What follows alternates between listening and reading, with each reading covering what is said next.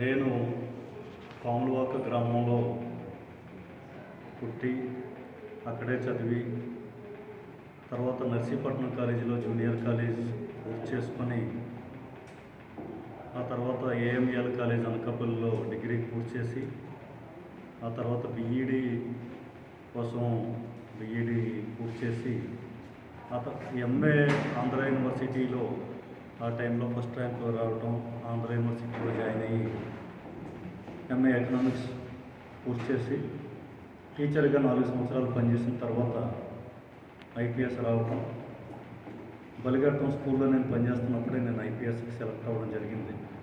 ఇక్కడ నుండే నేను ఐపీఎస్ ట్రైనింగ్కి వెళ్ళడం ఉత్తరప్రదేశ్ క్యాడర్లో ఇంచుమించు 28 సంవత్సరాల సర్వీస్ పూర్తి చేసుకున్న తర్వాత సడన్గా బీఆర్ఎస్ తీసుకొని రావడం జరిగింది. ఈ 28 సంవత్సరాల సర్వీస్లో చాలా పోలీసింగ్లో చాలా మంచి మంచి కార్యక్రమాలు చేయడం జరిగింది. అందులో 2 సార్లు రాష్ట్రపతి అవార్డు కూడా తీసుకోవడం జరిగింది. ఒకటి 2013లో ఒకసారి రాష్ట్రపతి అవార్డు వచ్చింది, మళ్ళీ 2025లో ఒకసారి రాష్ట్రపతి అవార్డు రావడం జరిగింది. ఇది కాకుండా పోలీసులు చేస్తున్న తరుణంలోనే నాకు చాలాసార్లు నాలో ఉన్న కవి కూడా మేల్కొని అక్కడ పోలీసింగ్కి సంబంధించిన అంశాల మీద కూడా నేను పుస్తకాలు రాయడం జరిగింది. దాంట్లో నక్సలిజం మీద కూడా ఒక పుస్తకం రాయడం జరిగింది. నక్సలిజంతో పాటు ఇంకా వేరే మన ఆంధ్రప్రదేశ్లో పనిచేస్తున్నప్పుడు అయితే పోలీస్ స్టేషన్లో చాలా వాహనాలు అలా పడి ఉండటం, ఆ వాహనాలను ఏ విధంగా డిస్పోజ్ చేయాలో మన పోలీసు ఇన్స్పెక్టర్లు సబ్ ఇన్స్పెక్టర్లకి అవగాహన లేకపోవడాన్ని నేను గమనించి దాని మీద పోలీస్ స్టేషన్లో ఉన్న వాహనాలను డిస్పోజల్ చేయడానికి సంబంధించి disposal of the seized properties in the police stations అని ఒక పుస్తకాన్ని తయారు చేయడం జరిగింది. అప్పుడున్న డీజీపీ గారు దాన్ని అభినందించి ఆయన రాష్ట్ర వ్యాప్తంగా దాన్ని అమలు చేయించడం కూడా జరిగింది.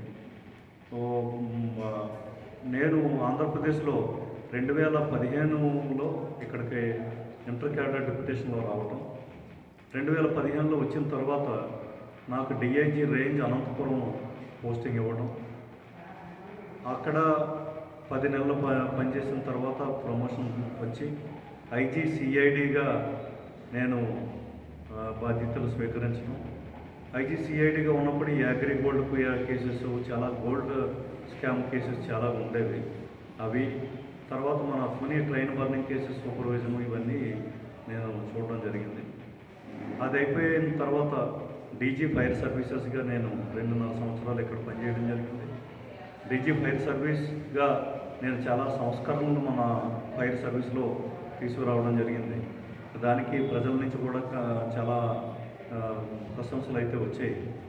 అప్పుడు మన ముఖ్యమంత్రి చంద్రబాబు నాయుడు గారు స్వయంగా ఇలాగే మనం మిగతా రాష్ట్రాలతో అంటే పక్కనున్న ఒరిస్సా కానీ మహారాష్ట్ర కానీ గుజరాత్ కానీ ఆ రాష్ట్రాలతో పోటీ పడే విధంగా మన అగ్నిమాపక దళాన్ని తయారు చేయాలి అనే సార్ నిర్దేశించడం, ముఖ్యమంత్రి గారి నిర్దేశాల మేరకు ఒక మంచి ప్రణాళిక తయారు చేసి మన ఆంధ్రప్రదేశ్ అగ్నిమాపక దళాన్ని బాగా తయారు చేయడం అనేది జరిగింది. ఆ తర్వాత నేను 1 సంవత్సరం జగన్ గారి గవర్నమెంట్లో ఐజీపీటీఓగా చేసి తిరిగి మళ్ళీ ఉత్తరప్రదేశ్కి వెళ్ళిపోవటం జరిగింది. ఉత్తరప్రదేశ్ వెళ్ళంగానే యోగి ఆదిత్యనాథ్ గారు నాకు ఐజీ రేంజ్ చిత్రకూట్ అంటే మీకు తెలిసే ఉంటుంది. చిత్రకూటం అనేది మన రాముల వారు 11.5 సంవత్సరాలు అక్కడే వనవాసం చేసిన ప్రాంతం అది. ఆ ప్రాంతానికి నన్ను ఐజీగా వేయటం, అక్కడ ఉన్నప్పుడే నేను ఈ డకాయితీ గ్యాంగ్స్ మీద చాలా పనిచేయడం జరిగింది. అది ఆ ప్రాంతం అంతా కూడా డకాయితీ గ్యాంగులకి చాలా విఖ్యాతి చెందిన ప్రాంతం అది. సో ఆ డెకాయితీ గ్యాంగ్గా చాలా వర్క్ చేసి అదేవిధంగా అక్కడ ఉన్న గ్రామీణ ప్రజల కోసం చాలా సేవ చేయడం అనేది జరిగింది. అది అయిన తర్వాత అప్పుడే నేను ఆ చిత్రకూటం మీద కూడా ఒక వ్యాసం రాశాను, చిత్రకూటం నాడు నేడు అనేసి. అంటే అప్పుడు ఆ చిత్రకూటం రాముడి గారి శ్రీరాముల వారి టైంలో ఎలా ఉండేది, వర్తమానంలో ఉన్న చిత్రకూటం ఎలా ఉంది. సో దానికి సంబంధించి ఒక మంచి వ్యాసాన్ని మన తెలుగులోనే ప్రచురించడం జరిగింది. సో అదే కాకుండా అక్కడి నుంచి నాకు మళ్ళీ బనారస్కి ఐజీగా పోస్టింగ్ ఇచ్చారు. అది ప్రధానమంత్రి మోదీ గారి నియోజకవర్గానికి నన్ను అక్కడ ఐజీగా పోస్టింగ్ ఇవ్వడం, అక్కడ సంవత్సరంన్నర పాటు నేను అక్కడ చేసి చాలా మంచి మంచి కార్యక్రమాలు ఆ ప్రాంతంలో మేము చేయడం జరిగింది. ప్రజలతో నేరుగా సంబంధం పెట్టుకునే విధంగా పోలీస్ స్టేషన్లని మన రాష్ట్రంలో ఏ విధంగా అయితే ప్రజల వద్దకు పాలన ఇటువంటి మంచి మంచి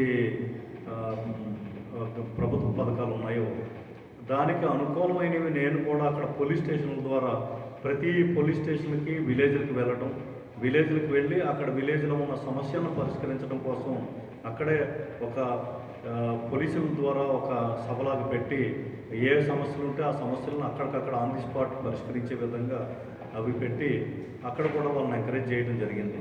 అదేవిధంగా మా డీజీపీ గారి ఆదేశాల మేరకు సీసీ కెమెరాలు ప్రతి టౌన్లో కూడా చిన్న చిన్న టౌన్లో కూడా సీసీ కెమెరాలు పెట్టి దానికి కంట్రోల్ రూమ్తో దాన్ని కనెక్ట్ చేసి బాగా నిగరాని అది చేయటం, ఇవన్నీ కూడా చాలా బాగా మేము నిర్వహించడం జరిగింది. వారణాసిలో ఉన్నప్పుడే చాలామంది అక్కడ ఉన్న సాహిత్యకారులతోనూ ప్రముఖ కవులతో అందరితోనూ పరిచయం పెరిగి వాళ్ళ నుంచి కొంత కాశీ గురించి తెలుసుకొని బహుముఖ బనారస్ అనే కాశీ పుస్తకాన్ని నేను రాయడం జరిగింది.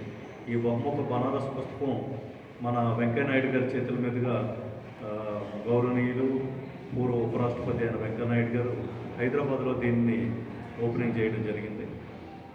ఆ తర్వాత నాకు ప్రమోషన్ వచ్చి అడిషనల్ డీజీపీ సిఐడిగా లక్నోలో పోస్టింగ్ రావడం, అక్కడ ఏడీజీపీ సిఐడిగా ఒక సంవత్సరంన్నర పనిచేసిన తర్వాత మళ్ళీ additional DGP traffic Uttar Pradesh posting నాకు ఇవ్వటం. కుంభమేళాలో మీకు అందరికీ తెలిసి ఉంటుంది, 65 కోట్ల మంది భక్తులు కుంభమేళాకు రావడం జరిగింది. ఆ 65 కోట్ల భక్తుల్ని ఈ ట్రాఫిక్ మేనేజ్మెంట్ అనే గురుతర బాధ్యత నా మీద ఉండేది. సో ఈ ట్రాఫిక్ మేనేజ్మెంట్ని సక్రమంగా అన్ని ప్రదేశాల నుంచి వచ్చే ట్రాఫిక్ మేనేజ్మెంట్ కానీ, వాళ్ళ వెహికల్స్ పార్కింగ్ కానీ, మళ్ళీ వెహికల్స్ వెళ్ళేటప్పుడు కానీ ఇవన్నీ ఏ సమస్య లేకుండా చూసుకునే గురుతరమైన బాధ్యతను మేము నిర్వర్తించాం. సో అప్పుడే మన రాష్ట్రం నుంచి మన గౌరవనీయులైన మంత్రి గారు నారాయణ గారు అక్కడ రావడం, కుంభమేళాను దర్శించడానికి వచ్చినప్పుడు నేను కూడా వారిని అక్కడే కలవడం జరిగింది. సో అది అడిషనల్ డీజీపీ ట్రాఫిక్ పోస్ట్లో ఇంకా మంచి మంచి ట్రాఫిక్ మేనేజ్మెంట్ కోసం ఒక మంచి కార్యక్రమం మేము చేపట్టడం జరిగింది. ఏంటంటే ఈ రోడ్డు దుర్ఘటనలు ఎక్కడైతే జరుగుతాయో, అంటే రోడ్ యాక్సిడెంట్స్ ఎక్కువగా జరిగే 3 రోడ్లను మేము గుర్తించి ఆ 3 రోడ్ల మీద కూడా ప్రయోగం చేసాం. ఈ 3 రోడ్ల మీదనే మనకున్న మ్యాన్ పవర్, కొంత ఈ టెక్నిక్స్, ఎక్విప్మెంట్స్ అన్నింటినీ అక్కడ రోడ్ల మీద డిప్లాయ్ చేసి ఈ 3 రోడ్లలో యాక్సిడెంట్లు మనం చాలా వరకు తగ్గించగలమా లేదా అని ప్రయత్నం చేసాం. అలా చేసి బాగా 3 నెలల్లో చాలా వరకు ఆల్మోస్ట్ యాక్సిడెంట్లు లేని పరిస్థితికి తీసుకురావడం జరిగింది. దాన్ని ఈవెన్ కేంద్ర ప్రభుత్వం కూడా ప్రశంసించడం జరిగింది. సో ఇప్పుడు ప్రజెంట్ ఏం చేశారంటే ఈ 3 రోడ్లు కాకుండా ఈ 3 రోడ్ల నుండి 20 రోడ్లు మళ్ళీ వాళ్ళు సెలెక్ట్ చేసుకొని ఈ 20 రోడ్లలో కూడా రోడ్డు దుర్ఘటనలు లేకుండా చేయడం అనే కొత్త ప్రయోగాన్ని ఇప్పుడు రాష్ట్ర ప్రభుత్వం టేకప్ చేసింది. సో ఇటువంటి కార్యక్రమాలన్నీ చేసాం. ఈలోగా నాకు ఒక ఐడియా వచ్చి, సరే ఇంకా ఉద్యోగానికి వీఆర్ఎస్ ఇచ్చి ప్రజాసేవ చేయాలన్న ఒక ఆలోచనతో నాలో ఎప్పటి నుంచో గోపనీయంగా ఉన్న ప్రజాసేవ పనికి ఒక ఆలోచన అయితే వచ్చింది. అప్పుడే ఇంకా నన్ను గవర్నమెంట్ యాంటీ కరప్షన్కి ఏసీబీకి అడిషనల్ డీజీపీగా, అంటే మొత్తం ఉత్తరప్రదేశ్ ఏసీబీకి చీఫ్గా నాకు అపాయింట్మెంట్ ఇవ్వడం.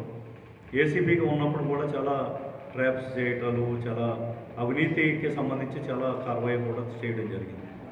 సో ఆ తర్వాత ఇక 15 ఫిబ్రవరి 2026కి నేను వీఆర్ఎస్ తీసుకొని పూర్తిగా బాధ్యతల నుంచి వైదొలగడం జరిగింది.